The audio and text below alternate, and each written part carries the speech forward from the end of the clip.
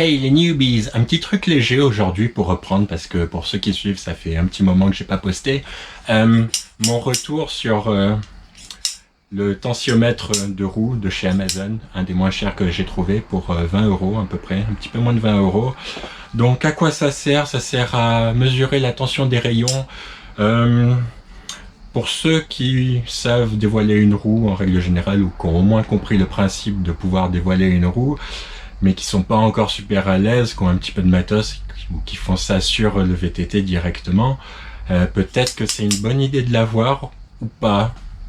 Alors moi ce que j'ai fait pour tester ça, c'est que j'ai re-rayonné une roue arrière parce que j'avais besoin de changer le moyeu et la roue avait déjà un petit peu mal, donc j'ai pris la tension des rayons etc côté cassette et puis côté disque, donc un peu plus tendu côté cassette que côté disque, et je me suis rendu compte, parce que c'est le premier truc que j'ai vérifié, si ça donnait une mesure constante sur le même rayon. En fait je prenais la mesure sur un rayon, je la notais, j'enlevais l'outil, je remettais l'outil sur ce même rayon et je regardais que j'avais bien la même mesure à chaque fois. Et puis donc c'est bien le cas. Après, est-ce que c'est précis?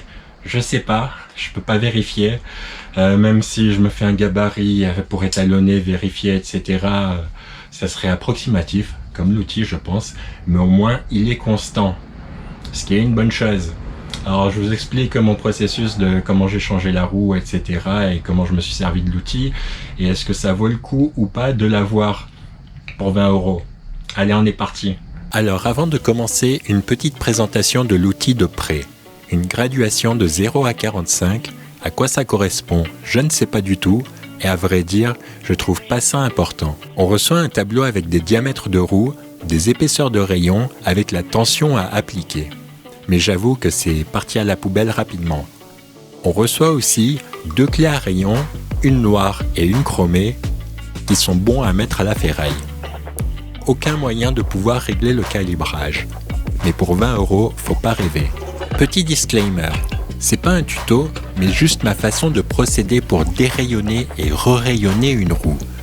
Comme j'ai dit, j'ai relevé les mesures des rayons côté cassette et côté disque, et là, déjà une erreur d'utilisation de l'outil, mais sans grandes conséquences. Vous avez trouvé? Ensuite, je détends les rayons d'1 tour et demi environ. Je répète cette opération 3 fois, jusqu'à pouvoir les desserrer à la main. De là, je prends mon super tournevis plat taillé maison pour récupérer les rayons. Séparés côté cassette et côté disque, jusqu'au dernier.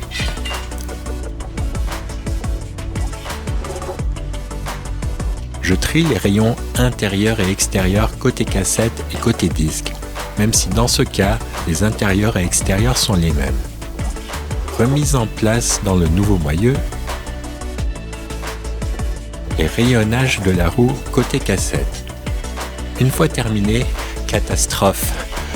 C'est une jante asymétrique, chose à laquelle j'ai pas prêté attention et que j'ai vu une fois un côté terminé. Et évidemment, j'ai placé mes rayons dans le mauvais trou de la jante, ce qui m'a valu de décaler un à un chaque rayon.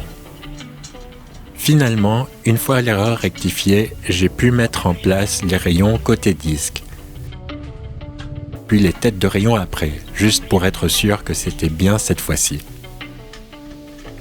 Je reprends mon tournevis maison spécial rayon. Il permet une mise en place équilibrée sur chaque rayon vu que la pointe va buter sur le bout du rayon. Serrage à la clé à coup de 1 tour et demi ou presque, jusqu'à avoir une tension correcte à la main. Sans me soucier du voile ou du seau, je reprends le tensiomètre pour régler en moyenne la tension que j'avais relevée côté cassette et côté disque sur chaque rayon. Au fait, vous avez trouvé de quelle mauvaise façon je me sers du tensiomètre? À mon avis, pour avoir la meilleure lecture de tension possible, je devrais mesurer la tension à la base des têtes de rayon avec l'outil, et pas comme je fais là, à peu près en plein milieu, vite fait, genre, t'as vu? Mais ça m'a pas empêché d'avoir un montage correct. Après avoir réglé chaque rayon, j'ai contrôlé le centrage de la roue, et là, par rapport à une tension à la main, je suis directement centré.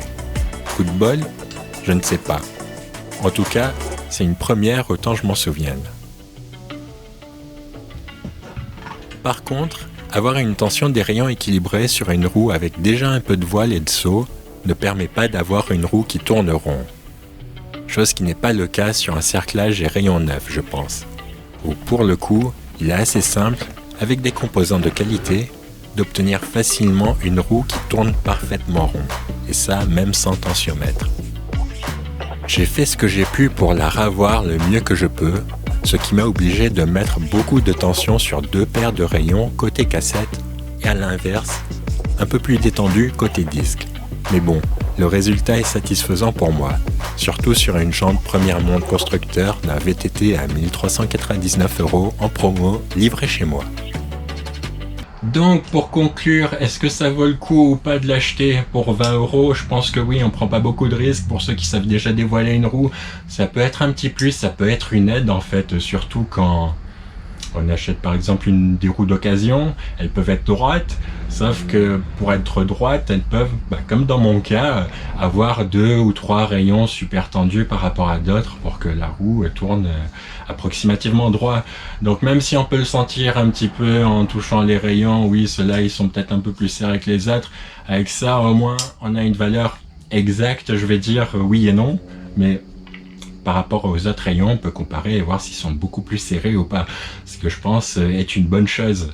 Et je pense aussi que si la roue était bien droite et que c'était une roue neuve avec un cerclage neuf et des rayons neufs, je pense que avoir un étalonnage équilibré sur chaque rayon, côté droit et côté gauche, ça peut aider à avoir une roue très droite parce que comme on a vérifié avec le centreur de roue, même si la roue tournait pas droit, avait un peu de voile parce qu'elle était pas neuve, en étalonnant les rayons, non je vais dire 25 et 24 de l'autre côté, j'ai une roue quasiment centrée, enfin elle était centrée en fait, il y a juste un petit rien mais elle était centrée en vrai, donc ça vaut le coup de prendre la mesure avant sur des roues neuves, les noter, et puis checker de temps en temps si c'est toujours la bonne tension ou pas, ce qui peut éviter donc des voiles, etc. par la suite. Voilà, donc j'espère que ça vous a éclairci, peut-être vous avez envie de l'acheter ou pas, je sais pas, de toute façon. J'ai pas de code promo, ni de... Je vais pas gagner des millions si je vous vends ça, c'est absolument rien du tout en vrai. C'est juste vraiment ce que j'en pense, que j'ai acheté avec mes sous, donc si vous êtes à la recherche d'un tensiomètre de rayon qui coûte pas 100 € ou 90 € ou 250 € ou même plus, je sais plus le prix du DT suisse, mais il est très cher. Mais bon, je ne monte pas des roues DT suisse, je monte juste des roues pour moi en fait, et puis je me débrouille comme ça, c'est très bien, donc pour moi c'est un petit plus. Donc une chaîne pas que sur le VTT, donc le cross triathlon, donc de la natation, du VTT beaucoup, et puis de la course à pied un petit peu, des bricolages de temps en temps comme celui-là. Voilà, allez, tout pour le moment, j'espère que ça vous a plu, bye.